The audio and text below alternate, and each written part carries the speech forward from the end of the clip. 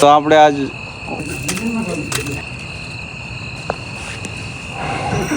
Hello મિત્રો, તો આપણે આજ ઓળા બનાવવાનો છે આખા રીંગણાનો. તો તૈયારી કરી છે. જો આ ભઠ્ઠી બનાવી છે, પછી આપણે આમાં નાખશું રીંગણા અને પછી બનાવવાનું છે શાક.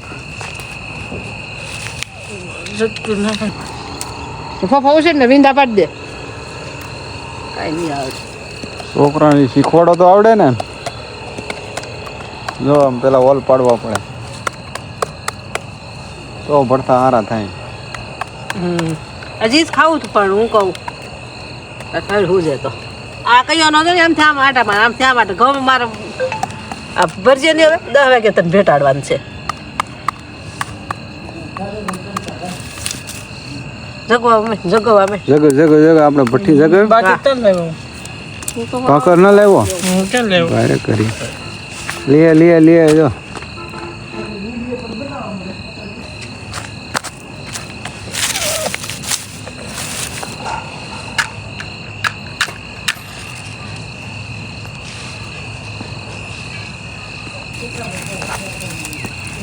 તો પ્રવીણભાઈ આપણે ભઠ્ઠી તૈયાર કરી દીધી છે અને નાખશું આપણે રીંગણામાં અંદર.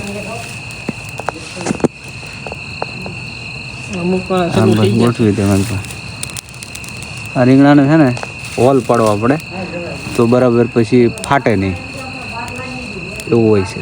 બરાબર.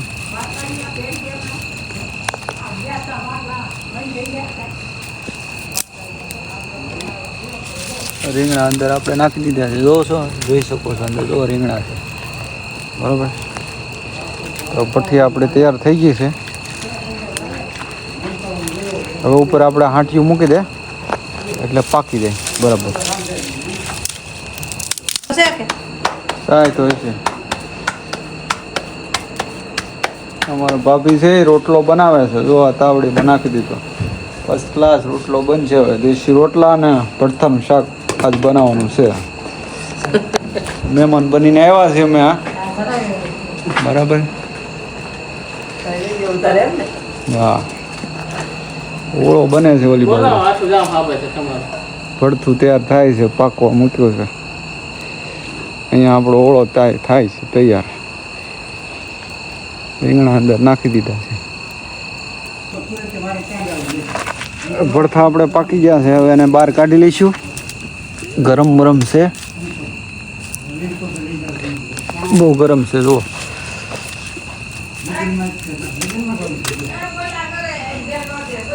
હવે આપણે આને છે ને સાલ ઉખડવાની છે. પ્રવીણભાઈને અમે સાલ ઉખડવાના છીએ. બરાબર. પછી ભડથા જો તૈયાર થાય બતાવું તમને.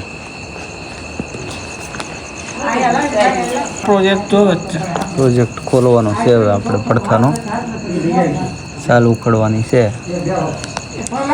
ગરમ છે ને બહુ ગરમ છે. ગરમ છે. પેસ્ટ બનીને તૈયાર થઈ ગયું છે ઓળાનું. અને રોટલા ઘડવાનું ચાલુ છે. ચાલો આપણે હવે ડુંગળી સુધારશું. અંદર નાખવાની છે. ભાઈ અમારે ડુંગળી સુધારે છે.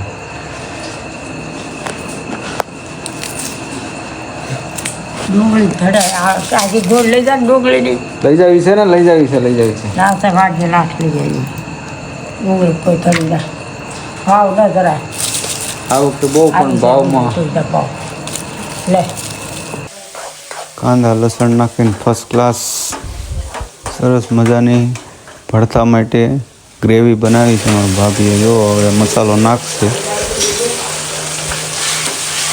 તો આપણા રીંગણાનો ઓળો ને શાક બની ગયું છે. આમાં ભાઈ એમના ફોટા આવે ને કરા ઓળો બનાવ્યો છે આપણે.